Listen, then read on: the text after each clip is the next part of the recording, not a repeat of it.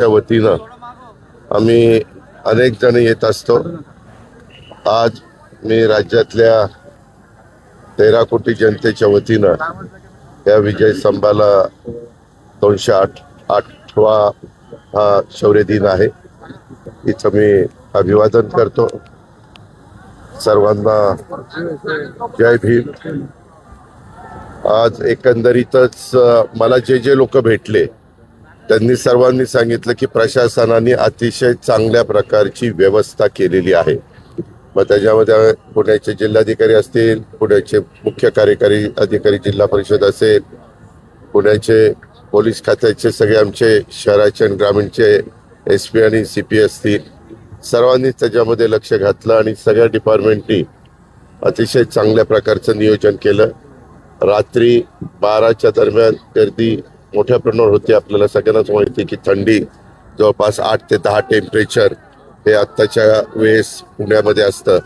त्याच्यामुळे थंडीमुळं थोडंसं आत्ता संख्या कमी दिसते, पण जशी पुढचा आमचा अंदाज आहे 10-11च्या पुढं प्रचंड गर्दी पुन्हा वाढेल आणि त्याचा फार चांगली जे काही काळजी असते ती काळजी राज्य सरकारने घेतलेली आहे.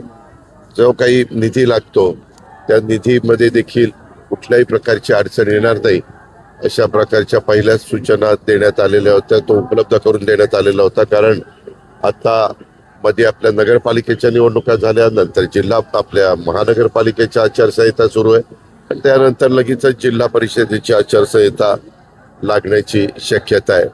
त्याच्यामुळं असं होता कामा नये की आचारसंहिता लागल्यामुळं कुठली अडचण निर्माण झाली, हे होता कामा नये. याकरता राज्याचे मुख्यमंत्री देवेंद्र फडणवीस असतील, उपमुख्यमंत्री एकनाथराव शिंदे साहेब असतील, आमचे सामाजिक न्याय विभागाचे मंत्री संजय शिरसाट असतील, आम्ही सगळेच असो, त्यामध्ये काळजी जाणीवपूर्वक घेतली गेली आणि ते सगळं पत्रकार, इलेक्ट्रॉनिक प्रिंट मीडिया या नात्याने आपल्यालाही पाहायला मिळतंय.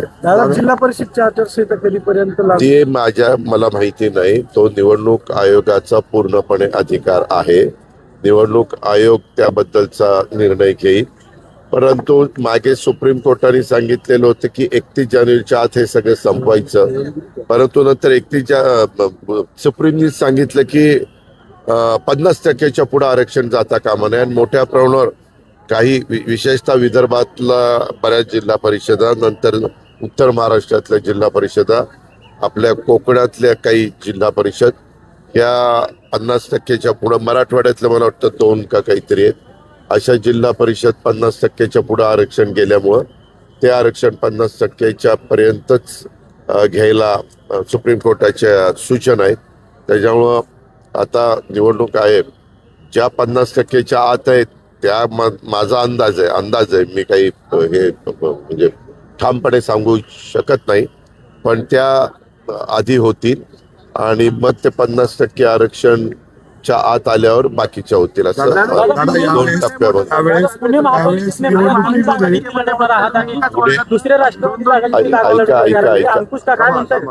जास्तीचे एबी फॉर्म त्यांच्याकडून जवळपास 70 एबी फॉर्म वाटण्यात आले. ठीक आहे, त्या संदर्भामध्ये कालच छाननी झालेली आहे. त्याच्यामुळं उशिरापर्यंत छाननी चाललेली होती सगळीकडेच. एकदा त्यातली यादी प्रसिद्ध झाल्यानंतर प्रत्येक प्रभागात प्रत्येक अ, ब, क, ड त्याच्यामध्ये कुणाकुणाचे किती अर्ज आलेले आहेत ते पाहिले जातील आणि त्याच्यातून काही जे काही आमचं ठरलेलं आहे त्याच्यापेक्षा जास्त गेलेले असतील तर ते मागे घेण्यात येतील. असं काही मार्ग आम्ही काढू. दादा, असं पहिल्यांदाच होत आहे की सगळ्या पक्षांना उमेदवारांची यादी जाहीर करण्यात आली नाही. एबी फॉर्म शेवटच्या क्षणी अशा पद्धतीने सगळं दिसलं. असं नाहीये.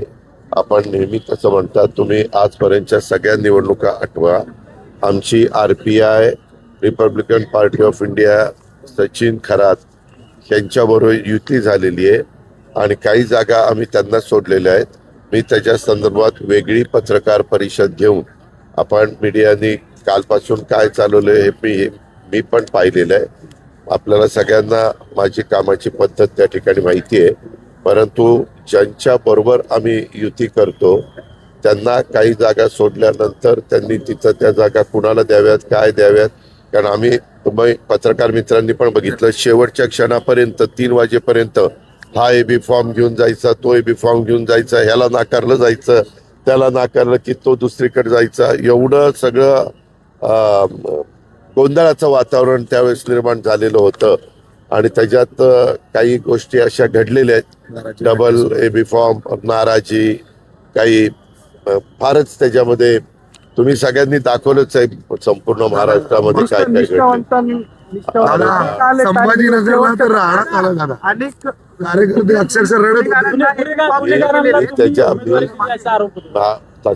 तसं नाहीये, त्याबद्दल मी वेगळी पत्रकार परिषद घेऊन आमची RPI सचिन खरात यांच्या बरोबर युती झालेली आहे. सचिन खरात आता देखील माझ्या बरोबर होते आणि त्यांना पण तुम्ही विचारू शकता. त्यांनी त्याच्यामध्ये पण आमचं दोघांचं बोलणं झालं. त्याच्यानंतर तुतारी म्हणजे पवार साहेबांच्या म्हणजे राष्ट्रवादी काँग्रेस बरोबर देखील आम्ही त्याच्यामध्ये बरोबर काही जागा लढवतोय.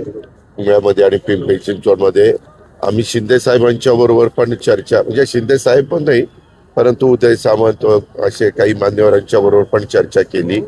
कदाचित आज त्यांच्याबरोबर पण बसून काही जागेच्या संदर्भात मार्ग निघतोय का. दादा कुठे पुण्यामध्ये बोलताय हे सगळं? पुणे पिंपरी चिंचवड, पुणे पिंपरी चिंचवड, पुणे पिंपरी चिंचवड. बाकीच्या ठिकाणी त्या भागामध्ये तिथल्या सहकाऱ्यांना अधिकार दिलेले, जसं कोल्हापूरला मुश्रीफ साहेबांना दिले, सांगली मिरज कुपवाडला मकरंदाबा पाटलांना दिले म्हणजे माझ्या पक्षाकडनं, राष्ट्रवादी काँग्रेस पक्षाकडनं. मुंबई आणि तिकडचा भाग हा ठाणे सुनील तटकरे साहेब बघतायत. असं सगळ्यांनी दत्ता भरणेंना सोलापूर दिलेले आहे. म्हणजे उदय सामंत तुम्हाला भेटायला येणार आहे? बैठक आहे काल उदय सामंतांची बोलणं झालं. आज आम्ही माझा आता मी इथनं जाणार आहे बीडला माझा काही कार्यक्रम आहे. तो परवाच ठरलेला होता परंतु काही कारणाने तो पुढे ढकलला. तो काल होता पण काल मुख्यमंत्र्यांनी कॅबिनेट लावल्यामुळं तो आज मी घेतलेला आहे. जवळपास 1000 पेक्षा जास्त विविध कामं ह्याचा शुभारंभ पहिल्यांदाच आम्ही बीडमध्ये करतो ॲट ए टाइम. तो कार्यक्रम आहे पालकमंत्री म्हणून. आणि आज नवीन वर्षाची सुरुवात आहे. मी नवीन वर्षाच्या पण तमाम जनतेला हार्दिक शुभेच्छा देतोय. नवीन वर्ष सर्वांना सुखाचं समृद्धीचं भरभराटीचा जो आपल्या सहित नाही ते संकल्पाच्या बद्दल नंतर सांगतो तुला.